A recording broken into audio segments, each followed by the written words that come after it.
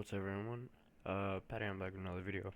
Today I'm doing my first little breakdown, and today is going to be the outlook for tomorrow, um March 24th, 2024. Interesting looking setup that we have. This could be a blowout or a blow up. So all hazards on the board today. Um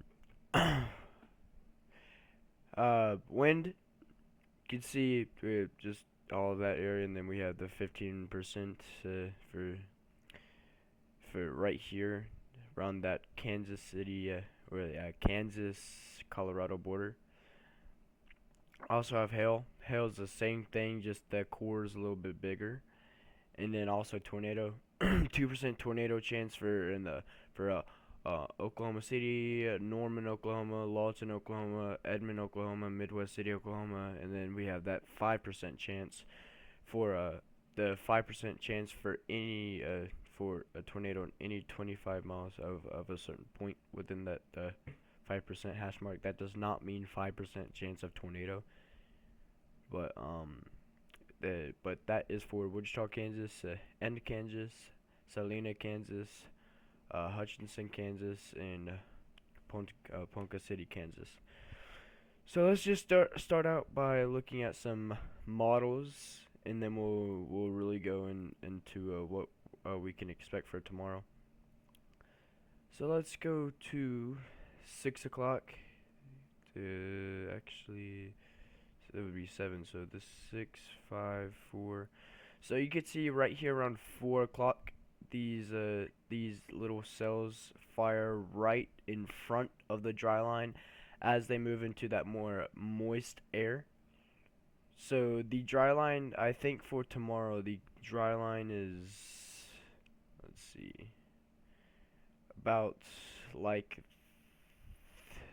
hang on a second. Dry line looks something like this for tomorrow. So you can see that somewhat might be a little bit further back. We'll take a look here in a second. It might be more like this, I believe. But you can see they're firing right in front of the dry line.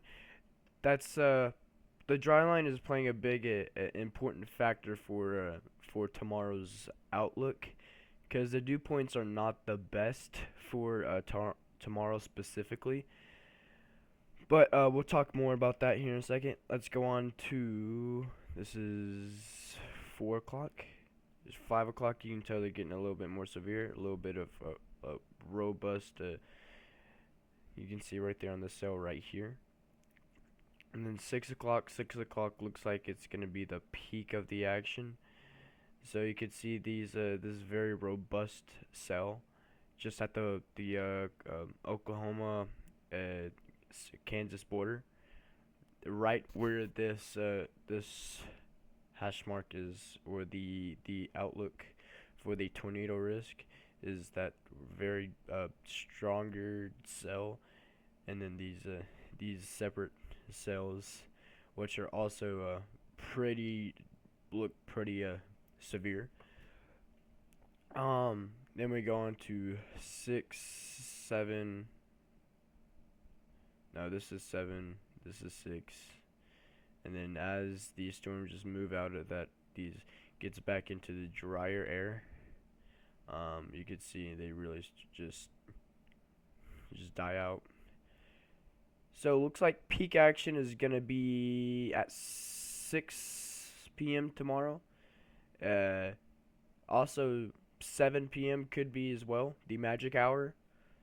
Storms are expecting to fire, I'm gonna say, around 3:45 to 4 Central Daylight Savings Time tomorrow. Let's take a look at this dry line also for tomorrow, same time. So you can see the dry line, very well defined dry line, exactly where I expected it to be at. You see the dew points, they're a little bit better than what I checked earlier. You can see from about right here and up above this blue line that I just drew, that's not very favorable for storms. Storms could be possible, but they're not going to be very severe. So anything within here to probably just pretty much anything within probably this range is going to be the most active part. Specifically right in that that area. Uh Specifically for this is just for severe weather in general, large hail, winds, but for tornadoes, probably right here is going to be most favorable. This is the 7 o'clock. This is the dew points at 7 o'clock. Um, let's get back to 6, and you can see as this is about right now. Overnight, you can see these dew points move from down here. They come up to uh, our area of interest, and we'll talk more about that here in a little bit. And these storms are going to be from afternoon into probably late evening, early night. Could be even going on after night, because you see these dew points stay and get even a little bit better through nighttime, and then right around 07Z, the dew points really start to just stop. You get drier, and the reason for this dry line, the low level jet is playing a big part in this risk. In the shear, the shear is the biggest part. We'll take a bigger look with the shear here in a little bit, but the low level jet, or this is right now the latest surface data. You can see these dew points. The current dry line, it looks to be about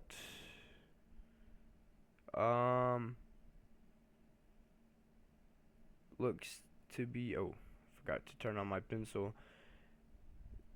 In this general, about like that's what our dry line is currently looking like. And this low level jet, it's coming in overnight, and this strong, it's gonna be fast moving winds overnight into tomorrow. The low level jet is gonna drag these dew points over to the area of interest, and that's gonna be a big part. And the low level jet is it's moving almost due north, more like this.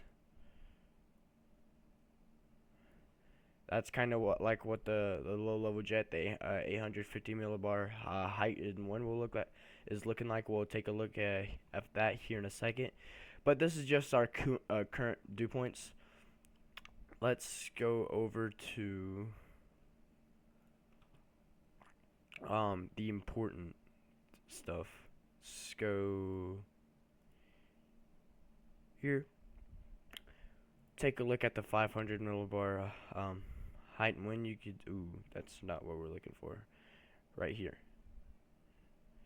Go here. This is the NAM model, North American model. Let's go. Yeah, you can really see this trough just coming in here.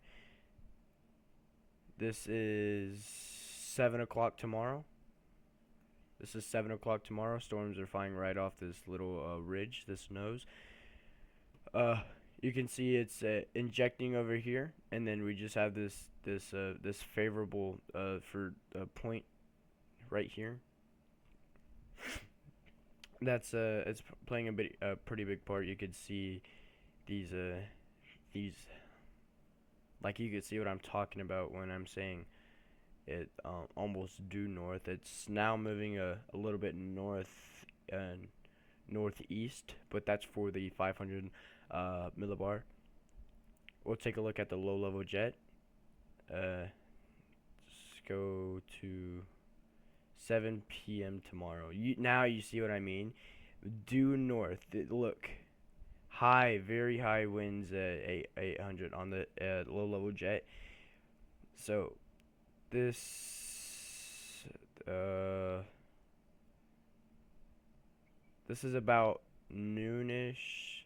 So let's go to 9 o'clock ish tomorrow, and you could see overnight this low level jet is really picking up these dew points and just dragging it up to the area of interest, and then by the time that storms is supposed to fire, so that's gonna be around about this time right here to this time right here.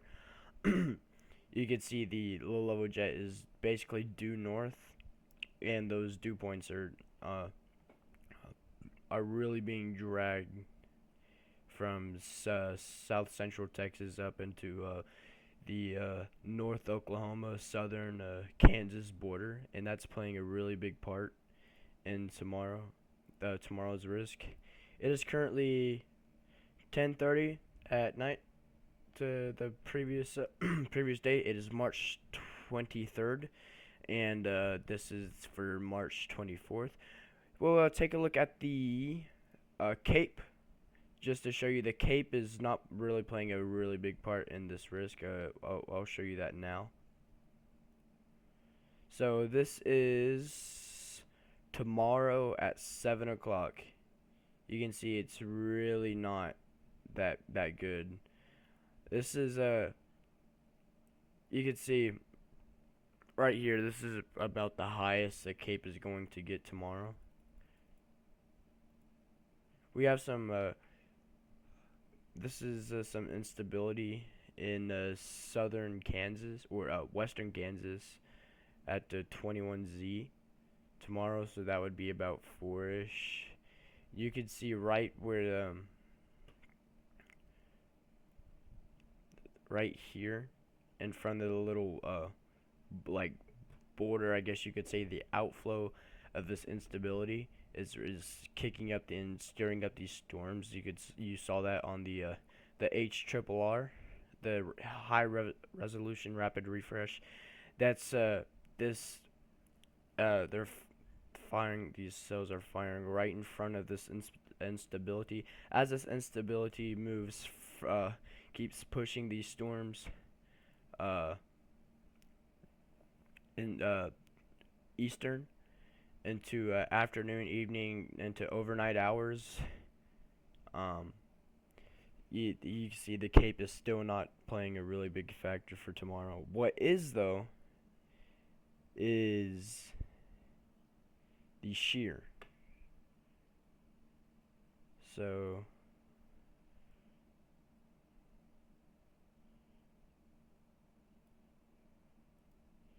okay, so this is tomorrow at 7 o'clock. Look at this this shear. It's definitely the biggest factor for tomorrow, this shear.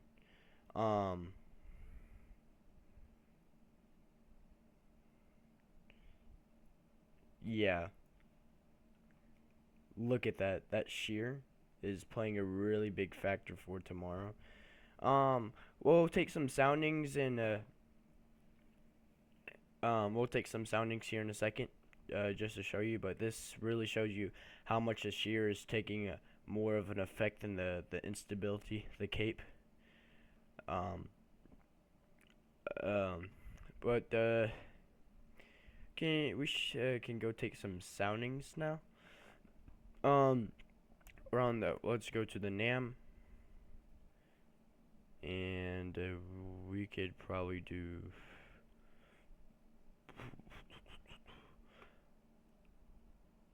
Let's see. Just do the or the 800 millibar wind speed. For tomorrow, let's go to 7 o'clock. And yeah, you can see that low level jet is just really kicking these dew points up into uh to the Kansas Oklahoma border for the area of interest.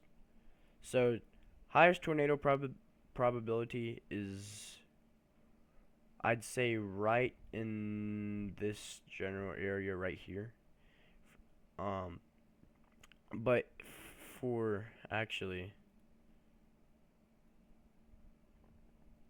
that's for tornadoes, and then just any severe weather at all. I'd probably like that. For large damaging hail, I would say about that. That's what we're looking at for tomorrow. Um, well, let's take some soundings. We'll take a sounding right here. Wait for this to load up. Okay.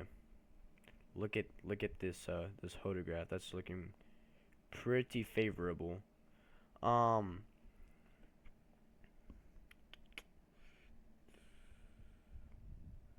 Don't look like that's currently the best sounding.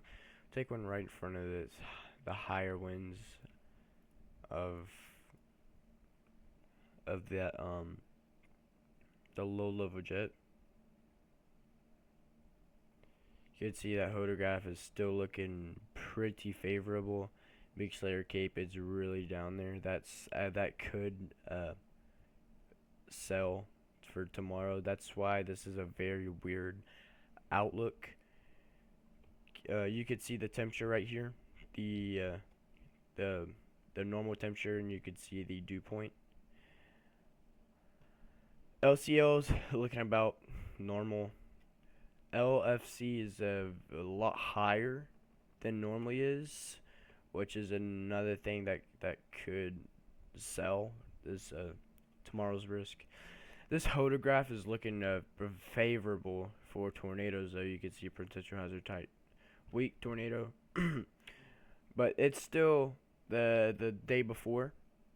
Let's go ahead and take some more soundings. Let's take one down here closer to the Oklahoma City. See what that has to give for us.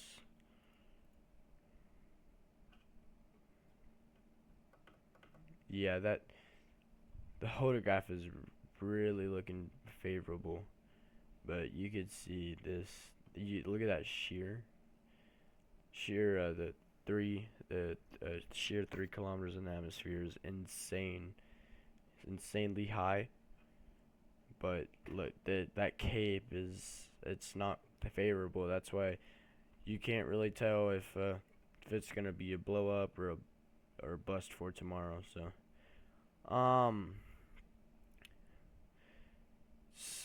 also take a significant tornado. This is 9:10 ish tomorrow. See, this is 7 o'clock.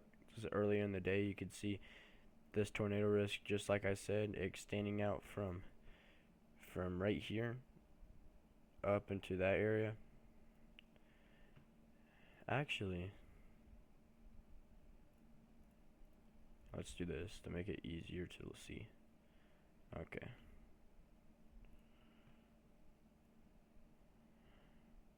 Okay, much better. Yeah, this is a 9ish, 10ish p.m. tomorrow. You could see the significant tornado composite or parameter. You can see how it's taking effect right here. In reality, I know it's showing that, but in reality, it's really more like this right here. So it's still going to be in this general area is the best for tornadoes, considering all the ingredients, and even up into this this area of over here as that shear gets higher, and that low level jet is just like curving off to the east just the tiniest bit. Um, let's take a sounding just to see what this looks like. Yeah, this looks a lot better than the other ones did. You can still see that it's like very high shear. You can see the mixed layer cape is still not preferable. This part of the sounding looks very good, and this photograph is still looking tremendous. You can see hazard type, tornado.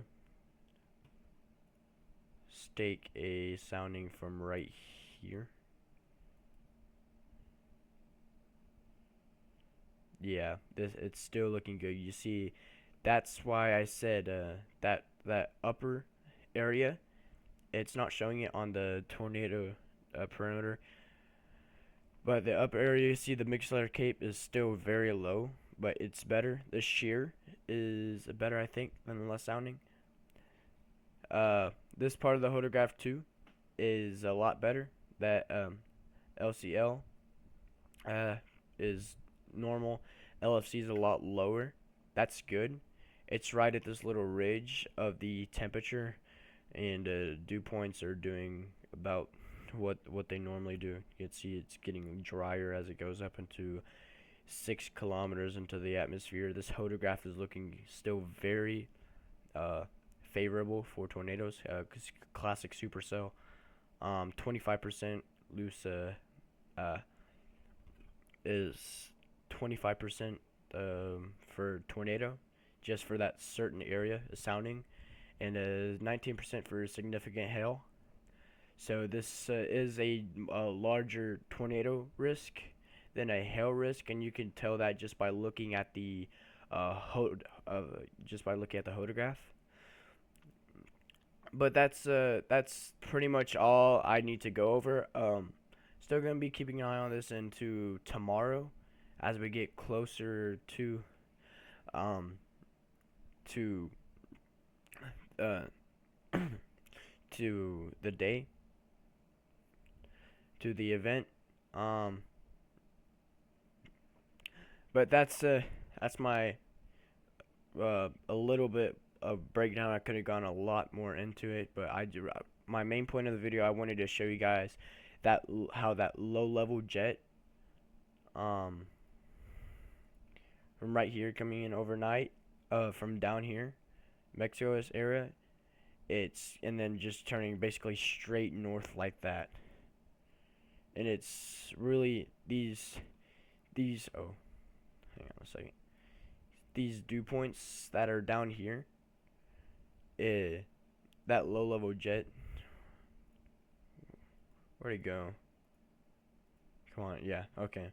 That low level jet is bringing those dew points down here, racing them up to here, and by the tomorrow afternoon, early evening, it's gonna be perfect for when this dry line. The dry line is pretty much where this marginal risk line is at. Once that instability hits that dry line, it's gonna stir up some supercells. Could produce tornadoes. Could be a blowout. Could be blow up. We're really just gonna have to play the waiting game and just see what goes on for tomorrow. But that's that's all I needed to go over. I might make another video tomorrow. This is a very weird kind of risk that I don't normally see, but it's a very interesting risk for sure. I'm very curious to see what happens, and but thank you guys for watching. I will see you on the next one. Stay safe out there.